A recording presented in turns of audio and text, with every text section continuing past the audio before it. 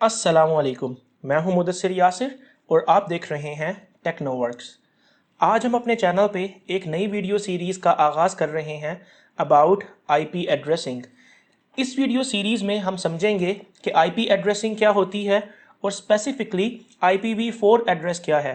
फिर हम देखेंगे कि IPv4 एड्रेस का स्ट्रक्चर क्या होता है, इसके अंदर डिफरेंट एड्रेसेस कौन से होते हैं, इसकी क्लासेस क्या होती हैं और इसी तरह सबनेटिंग क्या होती है और सबनेटिंग को किस तरह से परफॉर्म किया जाता है। तो आइए शुरू करते हैं इंट्रोडक्शन से।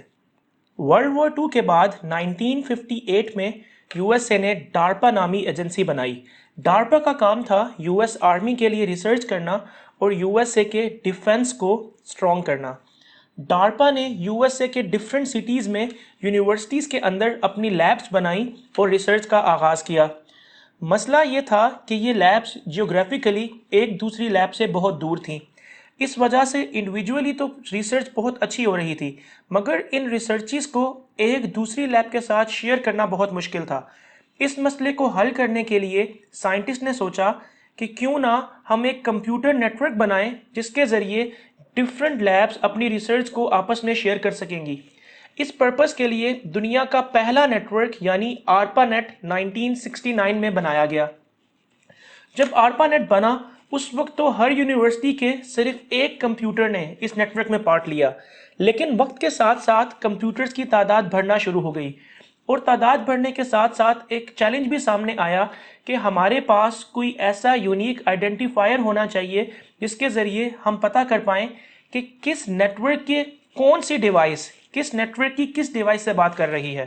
क्या मतलब, लेट से मैं कहता हूँ कि ये मेरे पास 4 लैब्स हैं यानी 4 नेटवर्क्स हैं और हर लैब के अंदर तीन तीन कंप्यूटर्स मौजूद हैं। कंप्यूटर को हम नेटवर्क की ज़बान में होस्ट भी कहते हैं। तो मैं कहता हूँ मेरे पास 4 नेटवर्क्स यानी 4 लैब्स हैं और हर लैब में तीन तीन कंप्यूटर्स हैं। अब मुझे हर कंप्यूटर का एक यूनिक एड्रेस चाहिए, तो मैं कुछ यूं करता हूं कि हर नेटवर्क को एक यूनिक नंबर दे देता हूं। पहला नेटवर्क 1, दूसरा 2, तीसरा 3 और इसी तरह चौथा 4। सेम इसी तरह हम हर डिवाइस को भी एक यूनिक नंबर देते हैं। पहली डिवाइस 1, दूसरी 2 और इसी तरह तीसरी 3।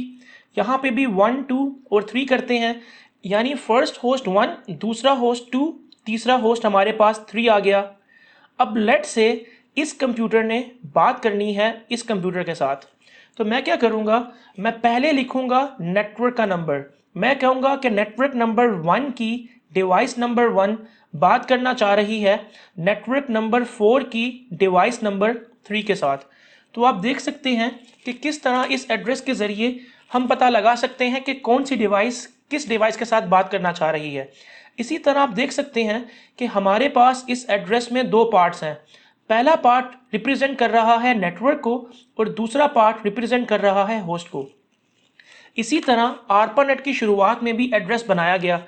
वक्त के साथ साथ डिवाइसेस की और नेटवर्क की तादाद बढ़ना शुरू हो गई। कुछ अरसे बाद पब्लिक सेक्टर से और प्राइवेट सेक्टर से डिफरेंट नेटवर्क्स भी इस नेटवर्क के साथ जुड़ना शुरू हो गए। अब क्योंकि ये बड़ा नेटवर्क छोटे छोटे नेटवर्क्स को आपस में इंटरकनेक्ट कर रहा था, इसी वजह से इसका नाम इंटरनेट रखा गया। इन एड्रेसेस को हैंडल करने का काम जॉन पोस्टल नामी शख्स के जिम्मे रखा गया, जिनका काम था इन एड्रेसेस को हैंडल करना, इनका रिकॉर्ड रखना कि कौन सा एड्रेस किस कंपनी को या किस ऑर्गेनाइजेशन को दिया गया है।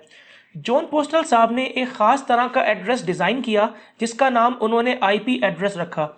कुछ अरसे बाद उन्हें लगा कि इस एड्रेस के अंदर कुछ खामियां यानी कुछ प्रॉब्लम्स हैं, जिसको बेहतर करने के लिए उन्होंने सेकंड, फिर थर्ड और फिर फोर्थ एड्रेस बनाया। सेकंड का नाम IPv2, थर्ड का नाम IPv3 और इसी तरह फोर्थ का नाम IPv4 रखा गया।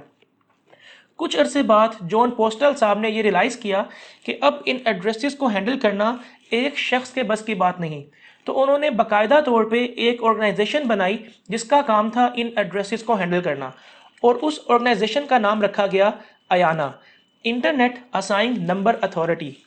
कुछ अरसे बाद अयाना ने देखा कि दुनिया के अंदर इंटरनेट के यूज़र्स बहुत ज़्यादा बढ़ गए हैं, अब हमारे लिए भी अकेले इन एड्रेसेस को हैंडल करना पॉसिबल नहीं है।